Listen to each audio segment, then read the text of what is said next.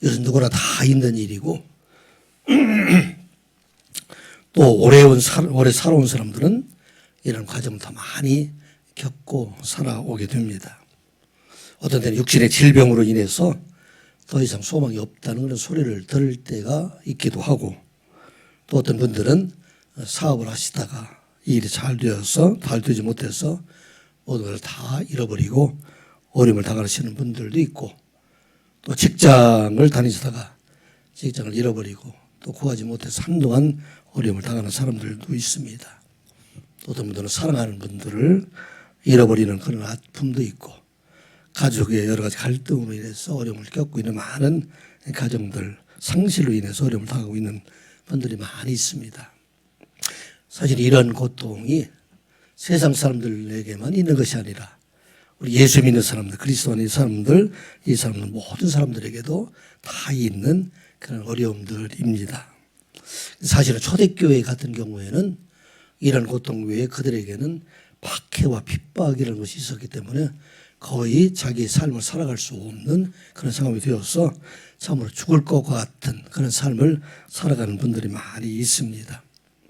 바로 요한은 마가복음을 통해서 이와 같은 어려움 속에 있는 사람들, 죽음과 같은 절망 속에 살아있는 사람들, 이런 사람들에게 우리 예수님께서는 어떠한 상황에서도 그들을 구원해 주시고 마침내 그들에게 영원한 생명을 주시는 분이 바로 예수님이시다 하는 것을 그들에게 기록한 복음이 바로 마가복음입니다. 마가복음 4장 35절 이후에는 네 가지의 기적 시리즈를 통해서 바로 예수님께서 이와 같이 고통 속에서 우리를 구원해 주시고 또 우리를 생명에서 구원해 주시는 분이시다 하는 것을 알려주는 말씀, 이 말씀이 바로 몇 주째 우리가 이어지는 그런 말씀이 됩니다. 4장 35절에 있는 말씀, 예수님께서 갈릴리 북쪽 지방에서 이렇게 많은 사람들에게 말씀을 전하시다가 갑자기 저녁 때 이 갈릴리를 받아서 남동쪽에 있는 거라사 지방으로 가게 됩니다.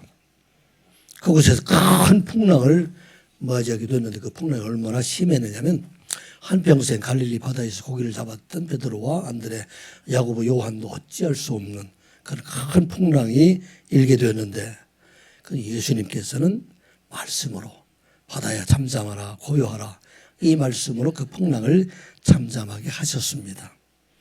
이것은 로마 교회 성도들뿐만 아니라 우리가 이 땅 위에 살아가는 인생의 길에 갈릴리 광풍과 같은 많은 어려움들이 있다 할지라도 그리스도 안에 있는 사람들에게는 그들을 잠잠하게 하신 예수님이시다 하는 것을 말씀을 우리에게 전하시고 우리가 언제나 그리스도 안에서 살아갈 것을 말씀해 주십니다.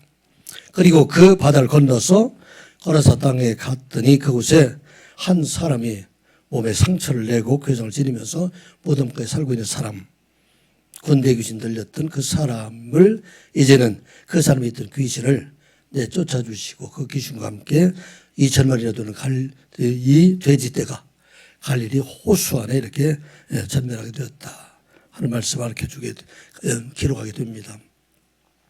이 군대 귀신이라는 것은 로마 군인들 6,000명에 해당되는 만큼 많은 귀신들이 그 사람에 들어가 있다 하는 것을 말하고, 이는 다시 말하면 로마의 네로 황제 시대가 되기 때문에 이와 같이 큰 귀신에 걸려있는 네로 황제라 할지라도 마침내 그가 자랑하고 있던 세상의 모든 것들이 돼지 때와 함께 한순간에 멸망할 날이 오게 될 것이고 그 군대에 귀신 들렸던 사람은 이제는 온전하게 될 날이 가까이 올 것이다. 이제 평온하게 살 날이 올 것이다 하는 것을 깨닫게 하는 말씀, 이 말씀이 거라사인의 그 광야의 귀신을 내쫓아주는 그 말씀을 통해서 우리가 생각해 볼 수 있는 말씀입니다.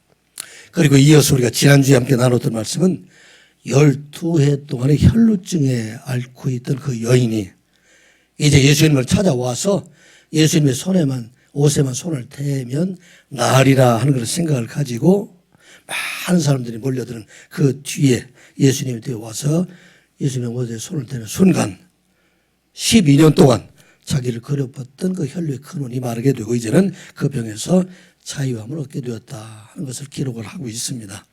이 말씀을 통해서 이 땅 위에 살아갈 동안에 우리에게 혈류증과 같이 나을 수 없고 고칠 수 없는 그러한 괴롭힘의 질병에서 얻은 것처럼 우리 모든 고민과 고통 속에서 예수님께 나와 손을 잡는 사람, 그것은 바로 예수님을 믿는 사람을 말하고 있습니다.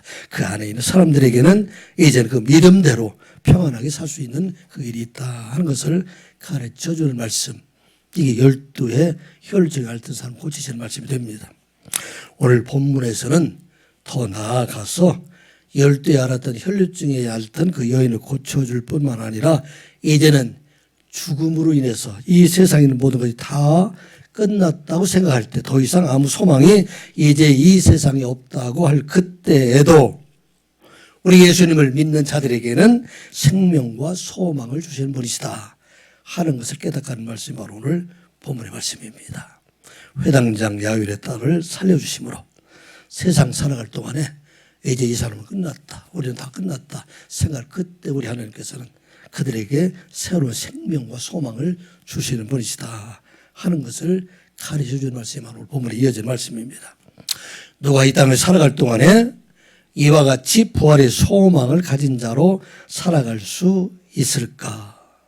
먼저 우리는 날마다 예수님 앞에 나아가서 엎드려 간구하는 사람, 이 간구하는 믿음을 가지고 있는 사람, 이 사람이 바로 부활의 소망을 가지고 살아가는 자이다 하는 것을 말하고 있습니다. 아무리 어려움이 있어도, 죽을 것 같은 고통이 있다 할지라도 하나님 앞에 나와서 기도하는 사람, 간구하는 사람, 그에게 소망으로 그들에게 부활의 소망을 그들에게 주신다 하는 말씀을 오늘 22절부터 시작을 하고 있습니다. 22절, 23절 말씀 같이 보겠습니다. 자, 22절 시작. 회당장 중에 하나인 야이로라 하는 이가 와서 예수를 보고 발 아래 엎드려 간곡히 구하여 이르되 내 어린 딸이 죽게 되었사오니 오셔서 그 위에 손을 얹으사 그로 구원을 받아 살게 하소서 하오늘. 아멘. 예수님께서 갈릴리 건너 거라사 땅에 갔을 때 그 마음이 급했던 사람이 바로 회당장 야이로입니다. 이 야이로가 예수님이 오셨다는 소식을 듣자마자 제일 먼저 지금 예수님 앞에 나와서 엎드려서 지금 자기 딸을 살려줄 것을 구하고 있습니다. 뭐라고 지금 이야기하고 있느냐면 My little daughter is dying. 여러분들 is dying이라는 것은 현재 분사형이잖아요. 이것은 죽어가고 있다는 얘기예요. 나의 딸이 지금 죽어가고 있으니 지금 오셔서 내 딸의 손을 얹어서 내 딸을 낫게 해 주십시오. 그렇게 지금 구하고 있어요. 이 야이로의 딸이 걸린 병이 무엇인지는 말하고 있지 않지만 당시 상황으로서는 이 병이 불치병이고 죽는 병이기 때문에 대부분의 사람들이 다 그 병으로 죽고 있기 때문에, 그래서 죽어가고 있는 그 야이로의 딸을 살려줄 것을 지금 간곡하게 지금 구하고 있는 말씀이 오늘 본문에 있는 말씀입니다. 여기서 엎드리다 그렇게 되어 있지 않고, 엎드려 맨 뒤에 22장 맨 뒤에 있는 엎드리다, 이것을 핍토라는 얘기가 드는데, 이 엎드리라는 그 이야기는 높은 곳에서 굴러 떨어지는 듯한, 그래서 그 마음으로 예수님의 발 아래 떨어지면서 이것을 엎드려서 절박하게 지금 내 딸을 고쳐주십시오, 그렇게 말씀하고 있습니다. 이 회당장이 어느 회당장인지 여기 기록을 하고 있지 않지만 예수님께서 첫 번째 기적을 행하신 것이 어디서 기적을 행하셨죠? 갈릴리에서 첫 번째 기적이 바로 회당에서 이 기적을 행하셨고, 회당 안에 있는 귀신 들린 자를 고쳐주는 일들을 회당에서 하셨습니다.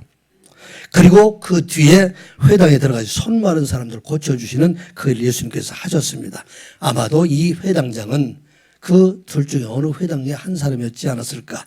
그래서 이 예수님께서 귀신을 쫓아내시고 손 마른 자를 고쳐주신 것을 눈으로 목격했던 사람이 바로 이 회당장이었을 것입니다. 그래서 그가 생각하기를 이제 죽어가는 자기 딸을 살리실 수 있는 분이 바로 이분이시다, 예수님이시다 생각하고 얼마나 급한 마음으로 지금 예수님 앞에 자기 몸을 던져서 엎드리면서 자기 딸을 살려주기를 간청하고 있는 모습이 바로 오늘 본문의 말씀입니다. 이 회당장은 지난주에도 잠깐 말씀드린 것처럼 유대인들 중에서는 가장 덕망이 높은 사람들 중입니다. 회당을 관리하는 사람들이 당시 한 10명 정도가 회당을 관리하고 있었는데 그중에서 3명 정도를 회당 장으로 이렇게 선임을 해서 예배를 주관하게 한다든지 또 성경을 읽고 또 성경의 말씀을 가르치는 사람들, 이런 사람을 정하고 때로는 자기가 가르치는 사람, 이 사람은 바로 회당장이었었습니다. 그 당시에 레위인들과 이 제사장들 같은 사람들은, 이런 사람들은 이 당시에 세습직이었기 때문에 그 사람 누구나 될 수가 있지만 그런 자기의 세습을 받게 되지만, 그런데 유대인 사회에서는 그래도 덕망이 없으면 회당장으로 선임을 받을 수 없는 그런 때입니다. 그런데 이 회당장 야이로는 자기의 지위를 내려놓고 청년이었던 예수님 앞에 꿇고 간절하게 기도할 때, 간절하게 구하게 될 때 바로 부활의 역사는 시작되고 있다 하는 것을 말하고 있습니다.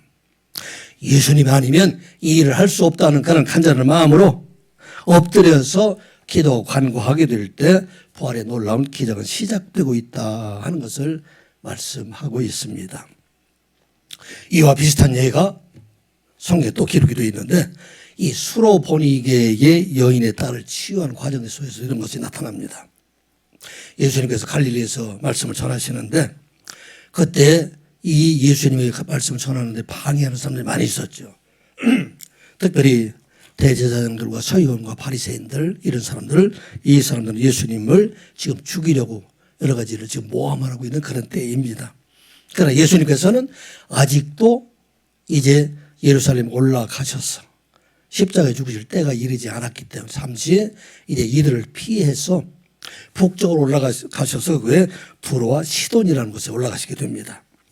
이 두로와 시돈 지방에 가셨는데 그곳에서 한 여인을 만나게 되는데, 마태복음에서는 이 여인을 가나안 여인이라 이렇게 기록이 되어 있고, 오늘 마가복음에서는 수로보니게 여인이다, 수로보니게 사람이다, 그렇게 기록을 하고 있습니다. 이 수로라는 얘기는 그 다음에 시리아라는 얘기예요. 아람이라는 얘기고, 그 다음에 보니게라는 것은 이 수로 지방, 시리아 지방에 있는 보니게에 있는 한 여인, 이건 바로 이방 여인을 말하고 있습니다.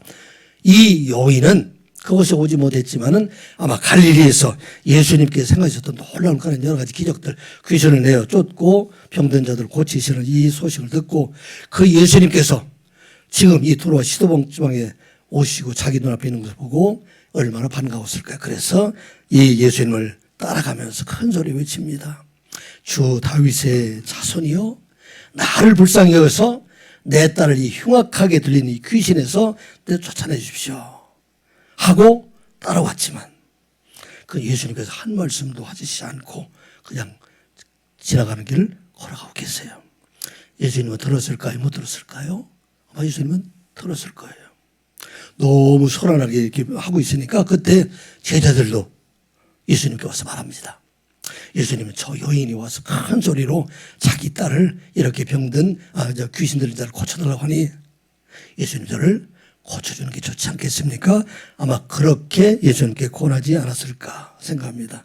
그런데 예수님께서 말씀하시기를, 그 여인에게 대답하기를, 나는 이스라엘 집에 잃어버린 양 외에는 다른 곳으로 보내심을 받지 아니하였노라. 그래서 내 그 여인의 딸을 고쳐줄 수 없다. 그렇게 거절합니다. 이 말이 잘 안 맞잖아요. 왜냐하면 우리 예수님은 이스라엘의 왕으로 오신 분이 아니라 온 세상의 왕으로 오시고 온 세상의 구원자로 오신 예수님이신데 왜 이 수로보니게 여인의 그런 간청을 거절하고 계셨을까 생각해 봅니다. 왜 그랬을까요? 이 여인이 예수님이 아니면 이 병을 고칠 수 없다고 하는 그런 마음을 더욱 간절하게, 더 강한 믿음을 요구하시는 분이 바로 예수님이시다. 왜냐하면 이 강한 믿음을 가질 때 하나님 놀라운 역사가 일어나게 되기 때문이라. 예수님은 한 걸음 돌아가서 말씀하셨습니다. 자녀들의 떡을 취해서 개들에게 던짐이 마땅하지 아니하리라. 이 이야기는 예수님께서 이 이방 여인을 개처럼 그렇게 생각하는 이방 사람들 생각하는 유대인과 똑같은 마음으로 이렇게 여인을 개처럼 취급하는 그런 말을 하게 됩니다. 이것은 어떤 자리에 내려갔다 할지라도 가장 낮은 자리에 내려간 그 순간에도 예수님을 바라보느냐 하는 것을 보기 위한 예수님의 테스트가 그 안에 있게 됩니다. 이 여인이 바로 예수님의 테스트에 합격을 합니다. 어떻게 합격합니까? 죄올소이다. 많은 개들도 제 주인의 상에서 떨어지는 부스러기를 먹게 하시니까 나에게 이 부스러기 같은 은혜라도 내려주어서 이제 딸을 낳게 해 주십시오. 그렇게 간절한 마음으로 구하게 됩니다.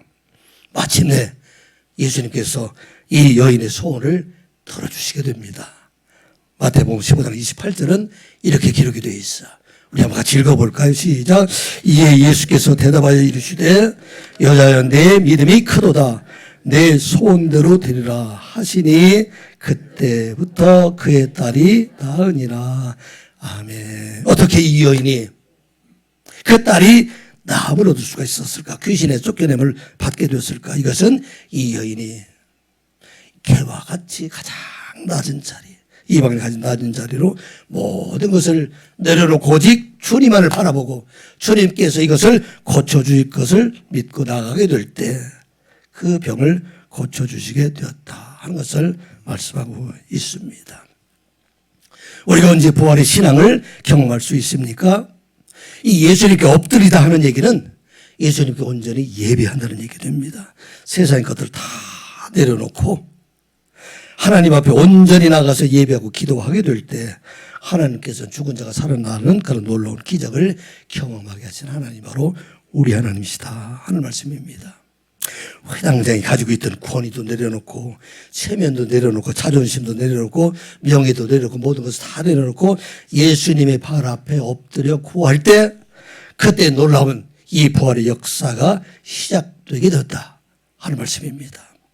이 수로보니게 여인이 자기를 개와 같이 낮은 자리, 가장 낮은 자리로 내려가서도 주님 앞에 구하게 될 때 그 놀라운 부활의 역사, 고침의 역사가 시작되고 있다 하는 것을 말하고 있습니다. 여러분들 어떻습니까? 여러분들 세상 살아갈 동안에 모든 것 다 내려놓고 살아가고 있습니까? 주님을 위해서. 여러분들이 이 체면도 다 내려놓고 아직도 내가 이 붙잡고 있는 걸 다 내려놓았습니까? 명예도 내려놓고 체면도 내려놓고 권세도 내려놓고 세상이 자랑스럽다고 생각하는 그런 것들 내려놓고 누가 나의 마음을 조금만 비호감을 건드려도 발을 하는 그런 마음도 다 내려놓게 될 때 그리고 주님 앞에 나아가서 간절한 마음으로 기도하게 될 때 그때 부활의 역사가 시작이 된다 하는 것을 말하고 있는 것입니다. 이 시간 예배하는 우리 모두가 이제는 내려놓는 여러분들 가장 내려놓는 게 뭐죠? 여러분 체면을 내려놓는 거. 또 무엇을 내려놔야죠? 여러분의 자존심을 내려놓는 거. 싸우는 일들이 다 뭐 때문에 싸워요? 체면 때문에 싸우고 자존심 싸움에 싸우고 부부간의 싸움도 다 거기 따지고 보면 다 그런 싸움들이 많아요. 이걸 내려놓을 때 무엇이 일어나느냐? 부활의 역사가 시작이 된다는 얘기입니다.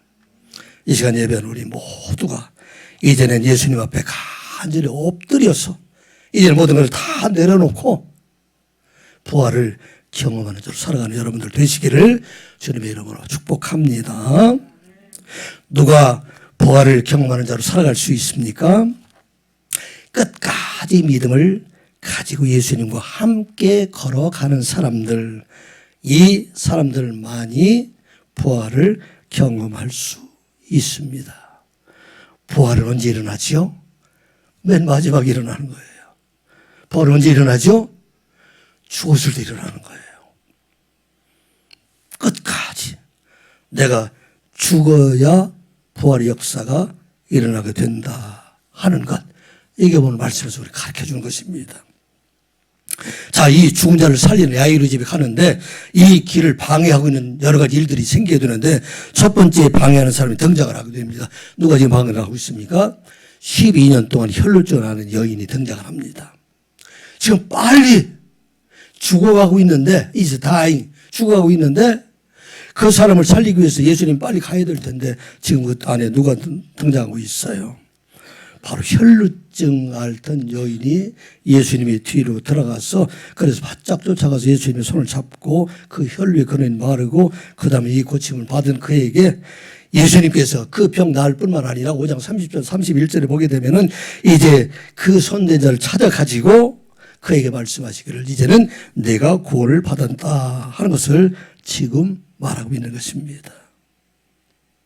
자, 그러면 이 회당장 야일의 집으로 가는 그 길에 예수님을 길을 막아선 이 여인에 대해서 회당장 야이로는 그 여인을 어떻게 생각했을까요?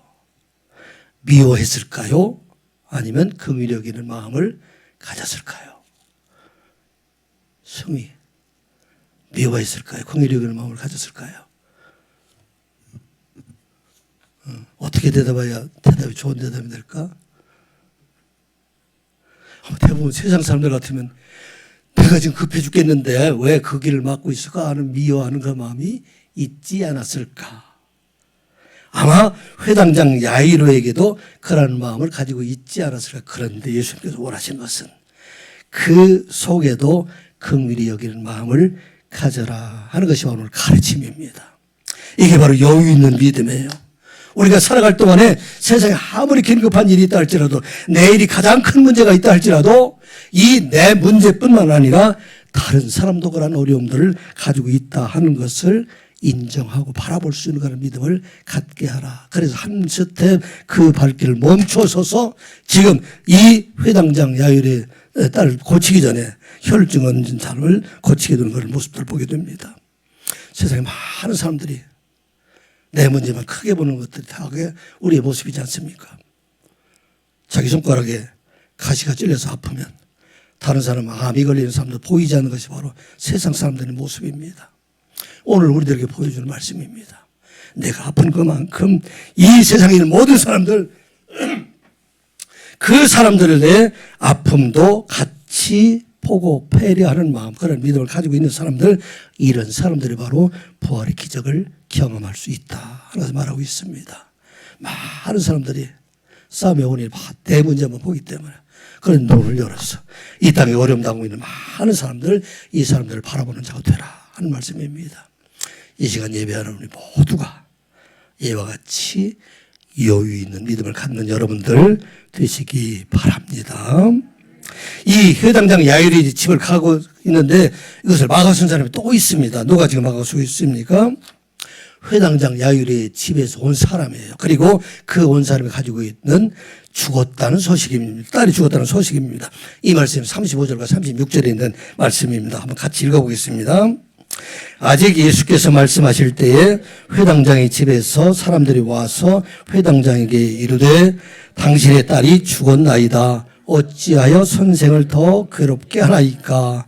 예수께서 그 하는 말을 곁에서 들으시고 회당장에 이르시되 두려워하지 말고 믿기만 하라 하시고. 자, 이제 사람들의 생각으로는 더 이상 예수님께서 회당장 야이로의 집으로 갈 이유가 없어졌어요.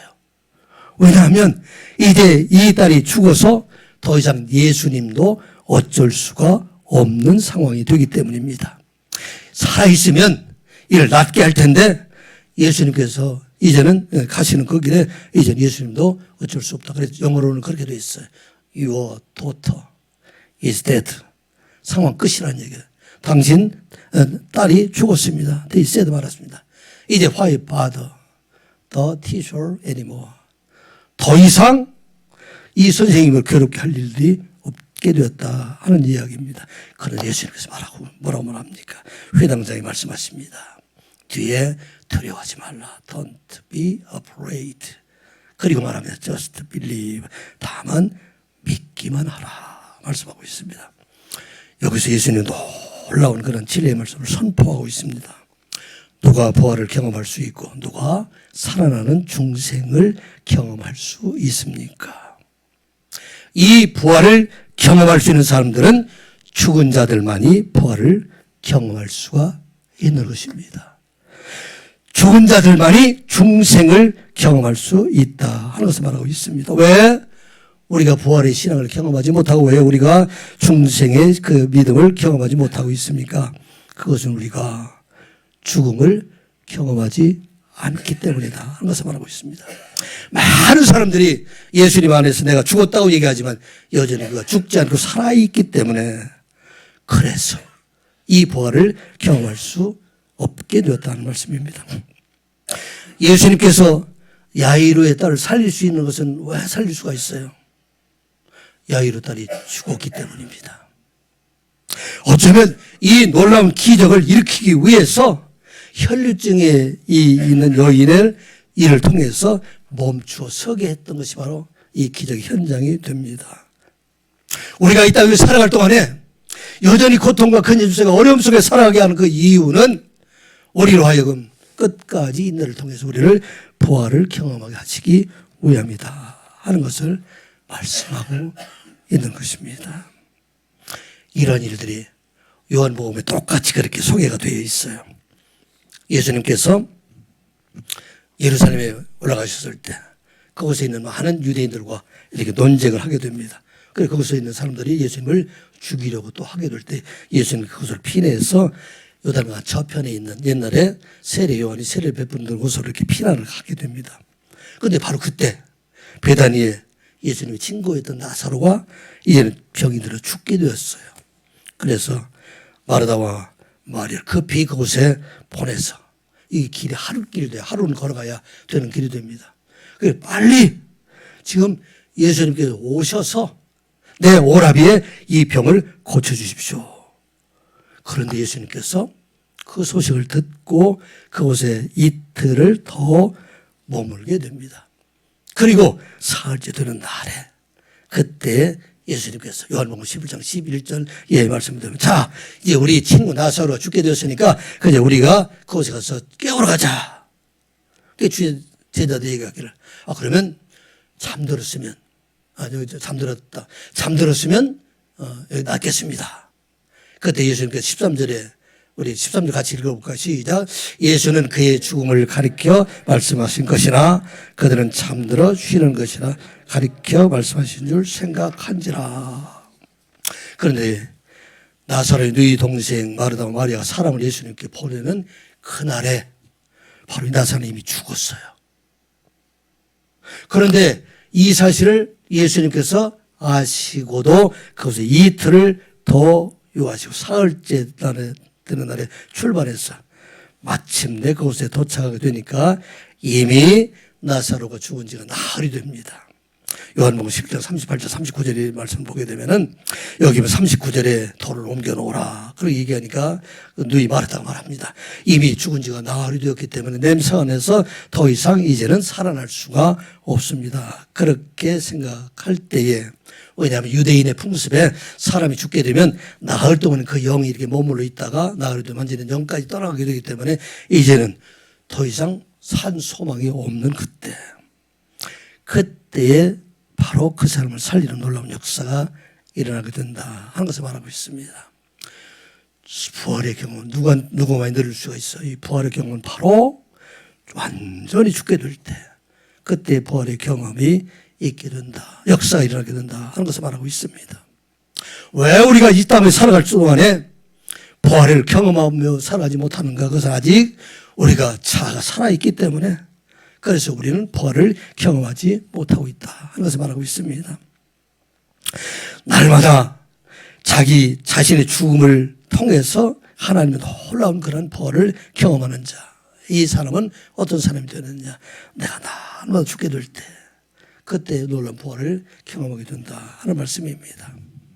한 알의 밀이 땅에 떨어져 죽지 아니하면 한 알 그대로 있고 죽으면 많은 열매를 맺게 되느니라 말씀하셨어요. 언제 새로운 생명이 태어난다고요? 죽을 때. 그때 새로운 생명이 태어나게 된다는 것을 말하고 있습니다.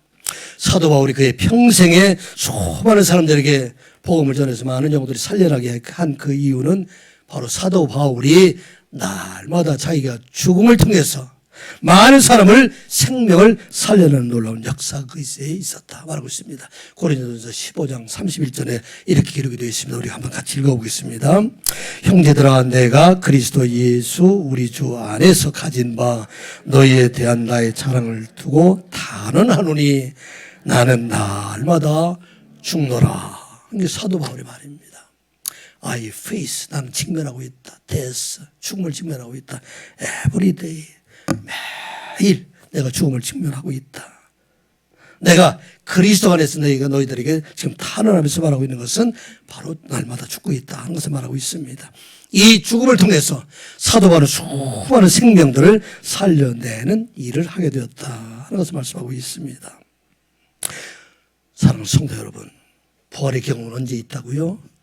죽어야 된다는 얘기입니다. 내가 죽어야 가정이 살고, 내가 죽어야 교회가 살고, 우리 그리스도인들이 죽어야 이웃이 살고, 우리 그리스도인들이 죽어야 이 나라가 살 수 있다는 것입니다. 부활의 역사가 거기에 있다는 얘기입니다. 왜 가정들이 죽어가고 있을까요? 왜 가정들이 어려움을 당하고 있을까요? 이 가정에 있는 그리스도인들 죽지 않기 때문에, 살아서 나만 살아있기 때문에, 그래서 죽지 못하고 있다는 얘기입니다. 바로 부활의 역사는 가정에서 내가 죽고 교회에서 내가 죽고 이 나라를 위해서 내가 죽게 될 때 부활의 놀라운 역사가 일어나게 된다. 그래서 우리가 잊지 아니하고, 여러분들 바로 그 길이 사는 길입니다.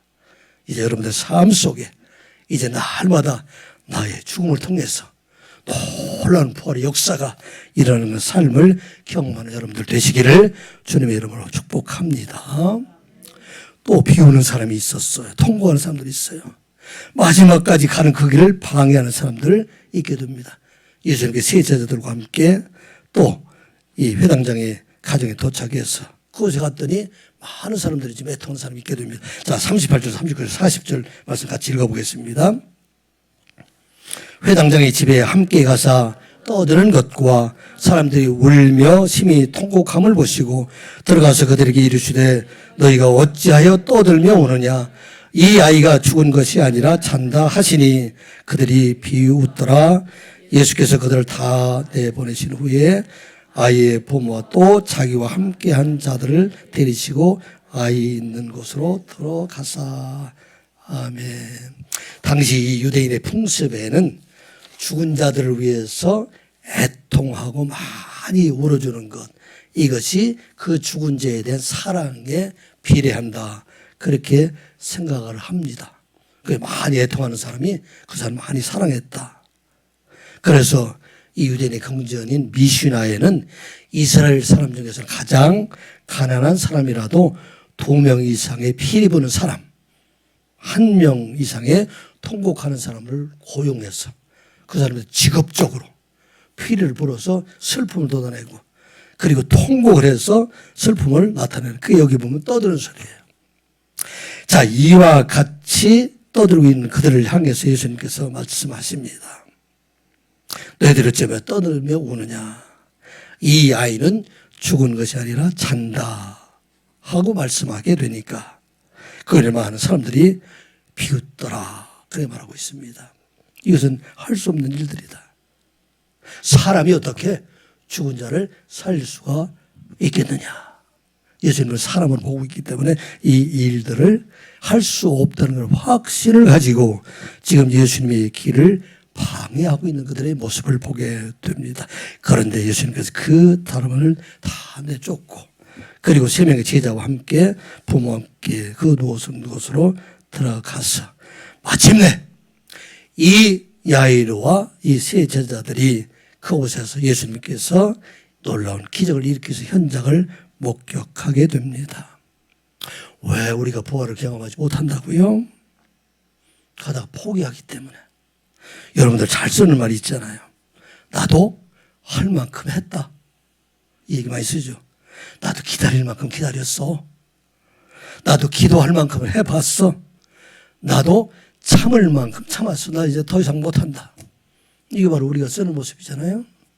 그런데 오늘 우리에게 주신 말씀은 그것을 넘어서 마지막까지 우리가 기도하고 마지막까지 참고 마지막까지 가게 될 때 그때의 부활의 역사가 일어나게 된다 하는 것을 말씀하고 있는 것입니다. 이 부활의 역사는 끝까지 예수님을 따라간 그리고 그 현장까지 들어가 있던 세 제자와 야이로의 그 부모만이 그것을 볼 수가 있었다. 세상 모든 사람들이 다 끝났다고 생각할 그때에도 주님 앞에 나가게 되면 주님께서 우리에게 부활의 역사를 보여주신다 하는 말씀입니다. 이 일이 어디에 기록이 되어 있느냐면 여호수아서에 보게 되면은 이스라엘 백성들이 여호수아의 영노와 예루살렘 그 여리고성을 점령하는 일을 통해서 우리에게 깨닫게 해준 그런 말씀이 됩니다. 이 여리고성이 견고한 성이라고 해요. 지금 고증에 의하면 이것이 두께가 8m나 되고 너무나 큰 성인데, 그런데 하나님께서 그 여리고성에 무너뜨리는 방법을 좀 가르쳐주고 있습니다. 너는 매일 이 성을 하루에 한 바퀴씩 6일 6번을 돌아라. 그리고 그 앞에는 언약궤 앞에 제사장 7을 세워서 양각 나팔 가지고 나팔을 불면서 제사장 이 언약궤 앞에 가고 많은 백성들 함께 따라가라. 그리고 마지막에는 하루에 7바퀴를 그곳에 돌아라. 그렇게 말합니다. 그래서 이들은 지금 이 여리고성을 돌게 됩니다.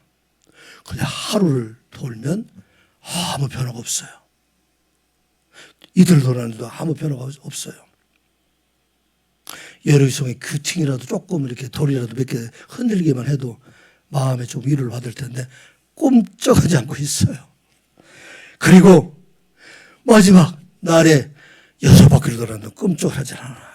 그런데 마지막 바퀴를 도니까 어떤 일이 나는가. 여호수아서 6장 20절 21절 말씀 우리 같이 한번 읽어보겠습니다. 시작. 이에 백성은 외치고 제사장들은 나팔을 불매 백성이 나팔 소리를 들을 때에 크게 질러 외치니 성벽이 무너진 내리니라. 백성이 각기 앞으로 나아가 그 성에 들어가서 그 성을 점령하고 21절 그 성 안에 있는 모든 것을 완전히 바치되 남녀노소와 소와 양과 나귀를 칼날을 멸하시니라. 아멘. 부활의 역사는 언제 일어난다고요? 마지막 나팔 소리 일어날 때, 그때 부활의 역사가 일어난다 하는 것을 말씀하고 있는 것입니다.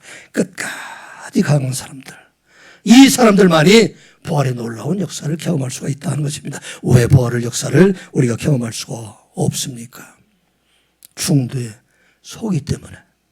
어떤 사람은 여리고성을 한 바퀴 돌다가 아이고 힘들어 그래서 멈춰서는 사람도 있고, 어떤 사람이 열심히 6일 동안 따라갔어요. 그래도 아무 일 일어나지 않았어요. 이제는 그만해야 되겠다. 내가 할 만큼 했다. 더 이상 못 참겠다. 이런 때 멈춰서게 됩니다. 그런데 언제 일어나는가? 13바퀴를 돌고 마지막 나팔을 불 때에 그때 이 부활은 순간적으로 일시에 일어나는 것이 바로 부활이다 하는 것을 말씀하고 있는 것입니다. 사랑하는 성도 여러분, 우리는 언제까지 이 부활을 기다려야 될까요? 주님의 날에는 그날까지 끝까지 믿음의 경주를 하는 사람들, 이 사람들에게만 부활의 놀라운 역사가 그들이 경험된다 하는 것을 우리가 잊지 아니하고 예수 그리스도를 향한 믿음을 주님의 날에는 그날까지 끝까지 지키며 날마다 부활을 경험하며 살아가는 여러분들 되시기를 주님의 이름으로 축복합니다. 또 우리는 달리다금 하시는 예수 그리스도의 소리를 듣고 이 땅 위에서 이제는 살아있는 자, 또 많은 사람 세상을 향해서 달리다금 외치며 살아가는 여러분들 되시기 바랍니다. 마침내 이 예수님께서 이 야이로와 함께 그 방에 들어가셔서 그때 이 41절 이제 그 손을 잡고 말합니다. 자, 41절, 42절, 43절 같이 보겠습니다. 그 아이의 손을 잡고 이르시되 달리다금 하시니 번역하면 곧 내가 네게 말하노니 소녀야 일어나라 하심이라. 소녀야 곧 일어나서 걸으니 나이가 12살이라. 사람들이 곧 크게 놀라거늘 예수께서 이 일을 아무도 알지 못하게 하라고 그들 많이 경계하시고 이에 소녀에게 먹을 것을 주라 하시니라. 아멘. 여기 달리다굼이라는 얘기는 아람어 곧 히브리어예요. 그래서 이 성경을 지금 누구에게 썼다고요? 로마 사람들에게. 헬라어로 기록을 되어 있기 때문에 이 달리다굼이라는 이야기를 로마 사람들이 알지 못하게 되기 때문에 그래서 이것을 번역해서 이것은 이 뜻이 바로 소녀에 일어나라 하는 뜻이다. 그렇게 기록을 하고 있습니다. 자, 이 달리다곰이라는 이야기는, 이 달리다라는 이야기는 어린 양이라든지 어린 그런 연약한 자, 소녀 이런 것을 이야기하고, 여기 쿰이라고 되는 것은 원래 쿰이라는 얘기인데, 이 쿰이라는 것은 일어나다 그런 얘기가 됩니다. 이것은 어린 소녀야 일어나라. 예수님께서 이 놀라운 선언을 하시고 죽어가는 그 소녀의 손을 붙잡고 일어나게 되니까 그 소녀가 일어나게 되었다. 그래서 살아나게 되었다. 이 놀라운 경험을 그들 모두가 하게 되었다 하는 것을 말씀하고 있습니다. 그런데 왜 이 소녀를 12살 되었다 그렇게 말하고 있을까요? 12살이면 이 당시에는 사실은 어린아이가 아니에요. 어린아이가 아니라 이 소녀는 것은 12살이면 이미 성년이 되기 때문에 결혼할 수 있는 나이예요. 그럼에도 불구하고 왜 12살이라고 되었을까? 또 혈류병 나은 사람, 이 사람은 왜 12년 동안 그렇게 고난을 당했다 그렇게 기록을 하고 있었을까? 왜 12이라는 숫자를 기록을 하고 있을까 생각해 봅니다. 이 12이라는 것은 완전한 숫자를 가리키고 있는데, 이 12를 하게 되면 생각은 나는 나라가 어떤 나라예요? 이스라엘 나라예요. 이스라엘의 12지파가 있는 것처럼, 또 이스라엘 나라 예수님의 제자들 12 제자들이 있는 것처럼, 그래서 이 이야기를 기록한 것은, 예수님께서 지금 선언하는 것은 이 소녀뿐만 아니라 이 소녀를 고칠 수 없는 이스라엘의 영적인 그러한 부족함들, 이스라엘 나라가 많은 회당들이 있고 많은 그러한 사람들이 있지만, 그런데 이 사람을 고칠 수 없는 그 사람들도 일어나라. 그 사람들도 예수 그리스도 안에서 이 부활의 소망을 가지고 살아가는 자가 되라 하는 것을 말씀하고 있는 것입니다. 이게 놀라운 은혜가 있어요. 그 사람뿐만 아니라 그것을 고칠 수 없는 그러한 사람들, 우리가 많은 어려움을 당하고 있는 사람들이 있음에도 불구하고 이것을 고치지 못하는 바로 오늘 한국교회를 향해서 벌어지는 말씀이에요. 오늘 한국교회가 생명이 있다면 많은 사람들 생명을 살리는 자가 되어야 되는데, 우리가 위축될 뿐만 아니라 많은 죽어가는 영혼들 우리가 방치하고 살아가는 우리 한국교회를 향해서 우리가 벌어지는 소리입니다. 한국교회여 일어나라. 오늘 우리 가정을 향해서 벌어지는 소리입니다. 여러분들의 가정이여 일어나라. 그래서 이제는 부활을 경험하는 자로 살아가라 하는 말씀입니다. 누가 이 부활을 경험할 수가 있다고요? 예수님 앞에 엎드리는 사람, 날마다 기도하는 그 사람들이 바로 부활을 경험할 수 있는 사람입니다. 누가 부활을 경험할 수가 있어요? 나의 어려움뿐만 아니라 다른 사람들의 어려움까지 받아볼 수 있는 그런 여유 있는 믿음을 가지고 있는 사람들, 이 사람들이 부활을 경험할 수 있는 사람들입니다. 누가 부활을 경험할 수가 있어요? 살아있는 사람들은 절대 부활을 경험할 수 없습니다. 내가 날마다 죽게 될 때, 여러분들이 교회에서뿐만 아니라 가정에서도 죽고 세상 나가 직장에서도 여러분들 죽으라는 얘기는 완전히 하지 말라는 그 이야기가 아니라 모든 사람들 포용할 수 있는 그런 마음을 갖고 이렇게 죽게 될 때, 그때 부활을 경험하고, 또 누가 부활을 경험할 수 있어요? 끝까지 이 믿음에서 떠나지 않는 사람, 할 만큼 할 때가 아니라, 참을 만큼 참았다가 아니라 끝까지 하는 사람, 끝까지 참는 사람, 이 사람들만이 마지막 나팔 불 때 부활을 경험할 수 있다는 것을 우리가 기억하고, 이제 2026년도 이제 여러분들이 이 부활의 소망을 가지고 있는 사람들은 날마다 부활을 경험하고 살아가는 사람이에요. 날마다 살아있는 자로 살아갈 수 있는 자입니다. 마지막에만 우리가 부활하는 것이 아니라 우리가 어떠한 상황 속에서도 이제는 부활을 경험하는 자로 살아갈 수 있다. 우리가 기억하고, 마지막 부활에 참여하는 여러분들, 날마다 부활을 경험하며 살아가는 여러분들 되시기를 주님의 이름으로 축복합니다. 기도하겠습니다. 아버지 하나님, 부활의 소식을 듣게 하여 주시니 감사드리옵나이다.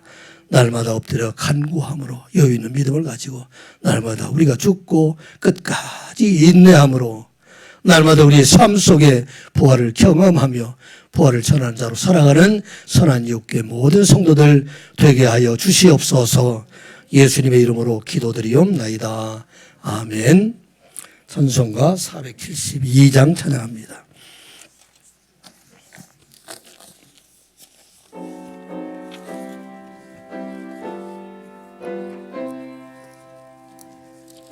병든 손 내밀라고 주 예수님 말씀하네. 그 말씀을 굳게 믿고 병든 손을 내밀어라. 옛날같이 오늘날도 주 권능이 크시오니 전능하신 권능으로 병든 내 몸 고치시리. 내 병든 손 내밀어라. 주 예수님 고치시리. 내 병든 손 내밀어라. 주님 고치시리라. 기도하는 손 내밀고 믿음의 손 내밀어라. 순종의 손 내밀어서 주님의 손 붙잡아라. 저 갈릴리 바다에서 주 예수님 행하시네. 오늘날도 믿는 자는 그 능력을 버리로다. 내 병든 손 내밀어라. 주 예수님 고치시리. 내 병든 손 내밀어라. 주님 고치시리라.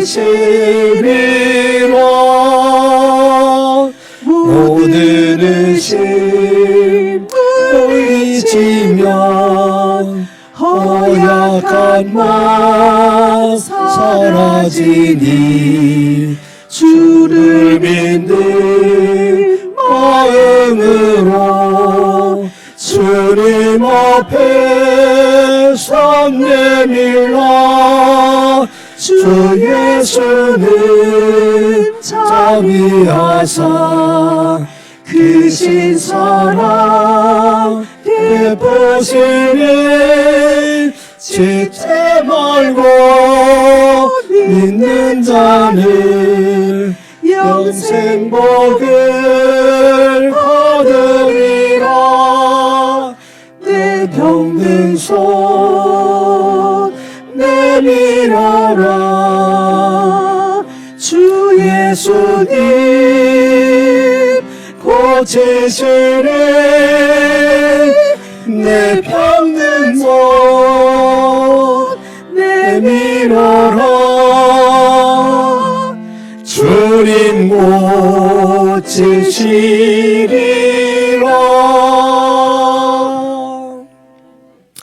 거룩하신 아버지 하나님, 주신 은혜에 감사해서 주님 앞에 예물로 봉헌합니다.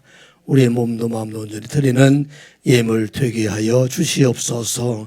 드리는 손길마다 축복하여 주시어서 날마다 부활의 소망을 이뤄가는 삶을 살아갈 수 있도록 도와주시옵소서. 저들의 가정이 부활되게 하여 주시며 기업이 부활되게 하여 주시며 자녀들이 소생하는 놀라운 역사를 경험하는 가정들 되게 하여 주시옵소서. 예수님의 이름으로